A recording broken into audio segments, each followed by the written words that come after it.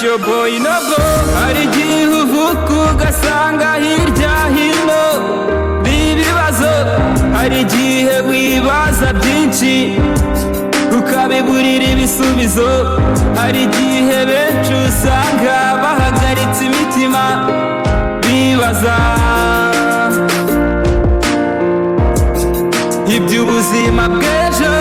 Hari igihe ureba ku isi ugasanga mwugarijwe n'intambara, hari igihe ureba ugasanga no kubaho ntacyo bikikumariye, hari igihe ureba ukibaza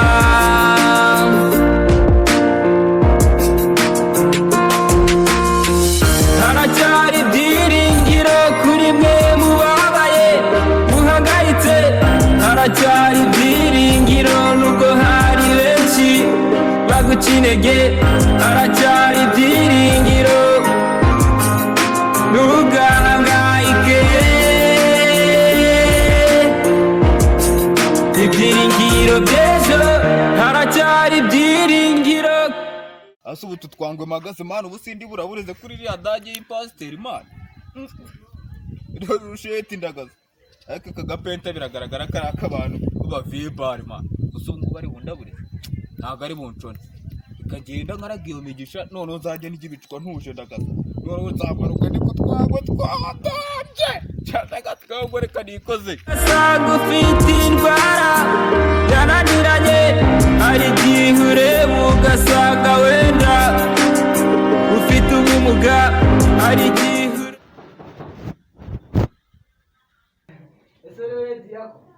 Yesu ashimwe pasiteri. Yesu ashimwe umukozi w'Imana. Ko mutugendereye? Turabagendereye nyine. Waje kuri za gahunda? Narinde kuri za gahunda. Urugero rw'amezi ute se Diako? Pasiteri yitabati n'inzozi naje rye biroka ariko sinzira ibivumbi ritagize nzanwani kabisa. Yivumbuwe ahubwo ze kundebura nzanwani nimba nakavumbi kari. Ariko iyi mvumo yasize ko nayiraburiza ariko ndabona ari po. Pasiteri yitabati yari insazi kabisa. Uze gutigitana miguru uva ku musamo ugera zino hudu. Yivumbuwe nendaga kurabuririza nzirani. Ariko ndagatwa uri bufuni po. Uvuze guki Diako? Ngo nzanwaki, ngo capati, ngo imvuki.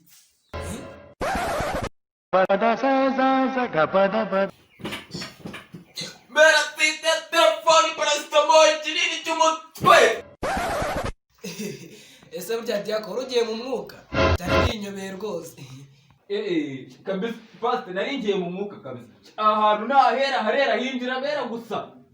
Iyi nzu yawe kabisa irimo amavuta. Ntabwo nuriya pasiteri tuba dukeneye, ni nkamwe rwose. Ntabwo reka nkurambikeho ibiganza ngusengere. Uri nawe muzamure mu ntera uri pasiteri nkanjye. Noneho pfukama nkurambikeho ibiganza. Sengera kabisa rwose ume kwa ayo mavuta nanjye mbe pasiteri.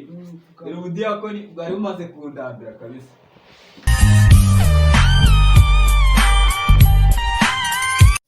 Yola biti shani neza dore asinicaye yari dusheneshe ko nyine bikaraze hano kwa pastor dore twari tukugwiriyemo ahubwo dore ni neza asemari bitoze kujya kora saboro mu cyangwa se singufuriza abantu n'amakufi ko zikutakatira utamo kuza gucinga pastor shana aho udashakishiriza kabisa Pastor kabisa abo bantu nyibabone nese nere ku kintu bashaka bose mbabaruma akanya gato mbanze bavugishe Bavugishe nawe. reka mbavugishe.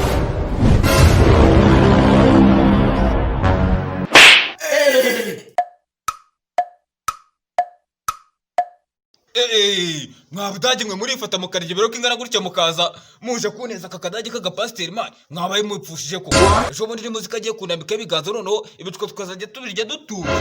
ako se mwana biti nk'iyo ubona amafege yose uba wayikaraze ubona umuntu ari bukoresha ya wagireka kwirya ku bantu bigezaho shabiti nawe urabona kuviriya birasino ijya kitakwishika manywa cyakwicanira ahubwo we dukoza ayo mafari twikomereza nabirenze usigara utingana pasiteri akumara zikora muri babesi man ahubwo ni muheze mbanze muciringa gatoya ahubwo bakubise ubufari man nasanga mwabutoboye mwe ni muheze imwe ndahita mbago hari imvumo twite tubusoza nari shabiti musi ubwo nuturaburize shabiti ndia turagaruka mwana ntabwo birangirira pastor baba jabana bavugishije nabo bahise bashona baranacomotse ubu ngubu ni sawa kabisa tu Diako ushyiramo bya bigambo buriya abantu nta muzira.